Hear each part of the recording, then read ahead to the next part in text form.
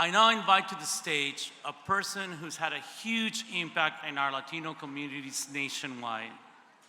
Janet Murguía is the president and CEO of UnidosUS, the largest Latino civil rights and advocacy organization in the United States.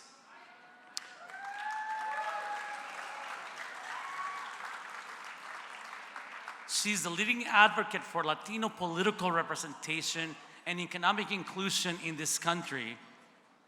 Among other positions, she worked in the White House from 1994 to 2000, providing strategic and legislative advice to President Bill Clinton. And since then, she has continued to advocate for Latinos with other presidents, many senators and congresspeople, and countless other elected officials. Under her leadership, UnidosUS has grown to a network of 300 affiliates serving millions of Latinos each year. She's uncompromising her support of the UnidosUS affiliates and the communities they serve. All the above is true. Still, there's much more to Janet. Janet and I have been working closely together for the last several years. I have learned that while she's our national leader, she's also humble, has a great sense of humor, and cares deeply about family. She is one of us. I am so glad that Janet and my daughter Anna are spending time with each other. By getting to know my daughter Anna, I want Janet to have another reassurance that our future as Latinos is bright and full of hope. I also want my daughter to have first-hand exposure to one of our Latina icons. Janet Murguía is visionary, powerful, and inspirational. Janet, on behalf of MEDA, the Mission District, and our San Francisco family, it is my honor to welcome you to the stage.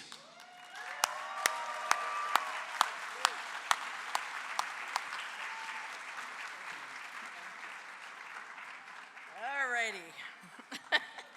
Buenas noches. First, I have to follow that introduction, but I have to follow Genesis, really? This is a tall order for even an experienced and mature leader and someone who's visited upon these different celebrations of our community across the country. Let's give another round of applause for Genesis and the future of our community, which is bright. Wow, this has been such a wonderful evening. But in fact, I've had a great day of touring some of the sites here and the work of MEDA. I've had a chance to meet some incredible leaders. Sitting next to me has been our board supervisor, Mirna Melgar. Wow, what an impressive leader, and her future is bright. So thank you, Mirna, for your leadership. I also want to give a shout out to Maria Antonieta Mejia from Univision. She's doing a great job. She puts in so much time into her work, but then into giving back to the community. But I guess I really want to thank Luis Granados for that incredible introduction. It is a privilege to be with you all here tonight to celebrate this incredible milestone in MEDA's history. And I am going to ask if you all will just, I flew all the way from Washington, D.C. to be here with you all tonight. If you'll give me your attention for a few minutes. I think I'm one of the last speakers before everybody goes dancing, but I do want to have your attention. So if you all will just give me a little bit of your time. So 50 years of service to the community is an incredible achievement. And I know you all are very proud of what MEDA has accomplished. We see it in the speakers, we've seen it in the videos, we've seen it in the staff and the work that's been carried out. I was so pleased that we at UnidosUS were able to salute MEDA's 50th anniversary at our conference in Chicago this past July. And I know that MEDA's success is in no small part due to those dedicated and tireless staff, board members, and of course, your CEO of 25 years, Luis Granados. Throughout his life, Luis has been a steadfast champion for Latino equity and economic prosperity, and he has helped to build MEDA into a San Francisco institution, and MEDA has become a role model for other community-based organizations across the country. You are not just having an impact here in the Mission District, in San Francisco, in the Oakland area. Your impact is resonating across the country. It is an amazing testament to Luis and his leadership. And it will not surprise you to learn that Luis has brought that history of hard work, attention to detail, and commitment to our community to his role as the chair of the UnidosUS Board of Directors. He is leading a national institution whose mission is to advocate and to move our community forward. In fact, when he became chair, it will not surprise you all, he made a point to visit at his own expense every single other board member to get to know them, because he knows that while we work in the collective, this work is personal. The ties he has forged on those visits have been evident on how our board connects and works with each other and our team to fulfill UnidosUS's mission. I'm also personally grateful to Luis for the role he played while I had the opportunity to take a long-awaited sabbatical last year. He stepped up and stepped in to provide unwavering support to our acting CEO and leadership team that allowed us to not miss a step while I was away. Luis is emblematic of a generous, inclusive, visionary Latino leader. He is very special, I know, to us at UnidosUS, and I see to each and every one of you here. So let's thank him again for his incredible leadership and guiding this wonderful institution. While UnidosUS is probably best known, and some of you may not know, that when we were founded as the National Council of La Raza. We began in 1968, yes, with long roots here, and we are known as the largest national Latino civil rights and advocacy organization. But the heart and soul of our work is our partnership with our affiliate network. As you heard Luis mention, UnidosUS and our nearly 300 affiliates are deeply embedded in our communities, working to lift up families and neighborhoods every day. We offer services that provide basic needs such as food, shelter, and healthcare, but as importantly, we have programs that focus on putting families on the path to greater opportunity and prosperity. And we are now squarely focused on thinking about how we change not just the lives of some of our families, but of tens and thousands and millions of our families, and breaking down barriers to change systems that have held us back. We understand the life-changing benefit that can be gained when you get the support of an organization that is dedicated to helping create opportunities and breaking down those barriers. And we want to make sure that we can have deeper impact. And I just want to admire how much MEDA's impact has resonated, again, not just here, but across the country. And I know that what drives that change is also personal. I couldn't help but notice and hear Luis reference that his vision was inspired by his family. And I want to call on all of us to think about our commitment to creating opportunity and to not ever give up on dreaming big dreams. Even though we've accomplished so much, and it's evident here at MEDA, I think we understand there's more work to be done. And we need to be able to know that we can have high aspirations and dream big dreams. I feel like in some ways, sometimes because of the daunting challenges, some have given up on the American dream, el sueño americano.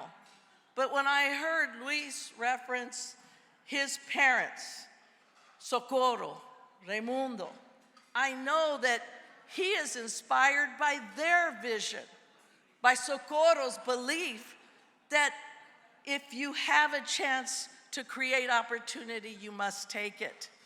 It's in his heart, and I have to tell you, I can relate to having a strong mother and father.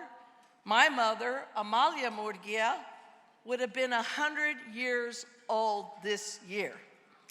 And when I'm at these events, I draw on her spirit and her memory because this is what she thoroughly enjoyed, being in community with family and understanding the importance of neighbors helping neighbors. She would say, hay que siempre ayudar a nuestro prójimo y ayudar a los que no tienen voz y a levantar a esas familias que a lo mejor en ese momento no se pueden ayudar a ellos mismos. We have to be there for each other. And for me, my parents' belief in ese sueño americano was something that we saw not as a destination, but as a value. My parents instilled in me and my 6 brothers and sisters that belief that we had to have a strong sense of faith, family, community, and that education was the key. Because when they came from Tangancícuaro, Michoacán, Mexico, in the early 1950s, my dad had a 7th grade education, my mom a 5th grade education. But they wanted a better life for their children, and they settled in, of all places, in Kansas. That hotbed of Latino community. In fact, there was a Mexican-American community that served the railroads, that served the steel plants, and the stockyards. My dad ended up working in a steel plant for 37 years. And my mom, I guess 7 kids wasn't enough, she took care of kids in the neighborhood and made money there to help us make ends meet. We never had a lot of money, but we didn't know any different because my parents always made sure that we had what we needed. And my dad, in his job at the steel plant, worked extra hours, but they taught us that we should have big dreams. And more than anything else, we should value ourselves. And that while we were never better than anyone else, we were never less than anyone else. And those are important lessons. My mom made sure to teach us humility. You heard Luis say that I was honored and privileged to work in the White House for President Clinton. In fact, I had an office in the West Wing. I worked on Capitol Hill before that with an office in the Capitol. And I remember my mom used to always say, pero ya vente, come home, ya vente. ¿Qué estás haciendo allá? Ya vente. I'm working in the Capitol. I'm working in the White House. And my mom is like, yeah, pero yeah. I'll never forget bringing her home a picture of me, the president, and the Pope. And my mom said, oh, sí tienes buen trabajo. Okay? But the other time, she wanted me always to be calling, call home, call home, call home. You know, I'm pretty much a grown woman at this point, but I'm calling home. And one time, I guess I went 3 or 4 days without calling home, and I thought I would impress my mother because I was, in fact, working with then the First Lady, Hillary Clinton, trying to get some special projects done. She was trying to advocate for health care. So I told my mom, I knew she would understand, hey, te quería hablar, pero estaba trabajando con la primera dama. And she was paused, and she said, yo soy más primera que la primera dama.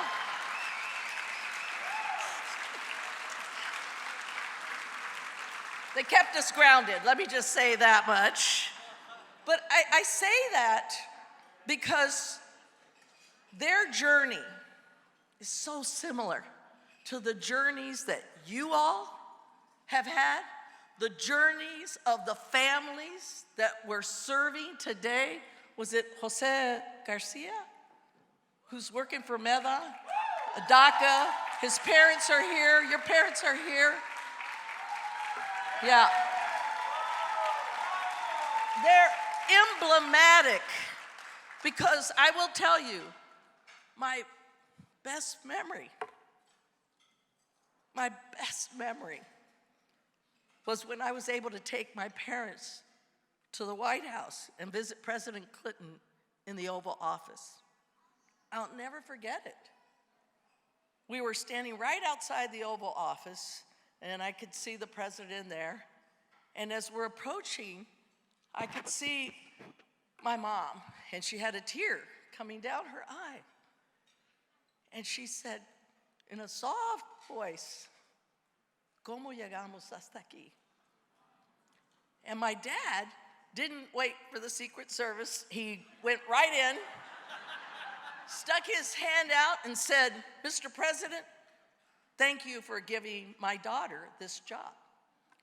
President Clinton looked at him. He put his hand on my dad's shoulder, my mom's shoulder, and he said, you know what, Mr. Murguía? I hired Janet, and she walked you into this office, but you're the ones who got her here.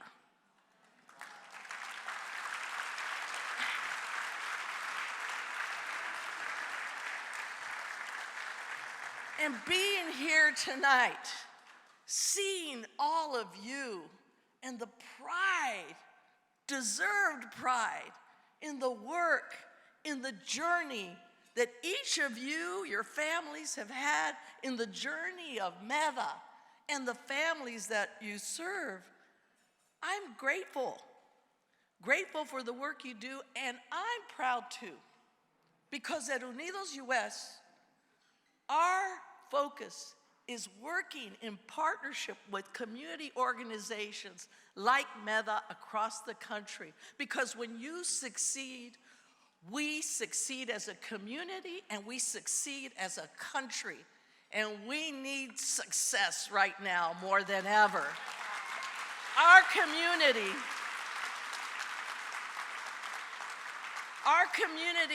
is central to that success for our future.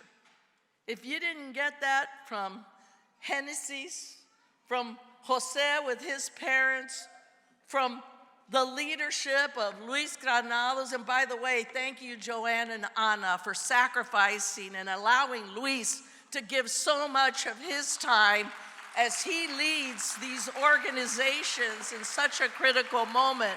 Family means everything. And tonight, I just want you to know, you're here, you're celebrating, but you're connected to something bigger than even what you've seen here tonight. And if we can remember that in our unity there is strength and in that strength there is power, we can leverage that power for the future that we see, for ese sueño americano that we want to deliver for our young people and our families. We can do it if we come together, if we understand that that collective power can be leveraged for that inclusive vision of America. I'm proud to stand here in solidarity with MEDA. Quiero decirles, siempre hay que seguir adelante. Nosotros no estamos satisfechos, aunque hemos logrado mucho. Hay que lograr más y siempre seguir adelante. Que viva la raza, que viva UnidosUS y que viva MEDA 50. Adelante, siempre adelante. Muchas gracias.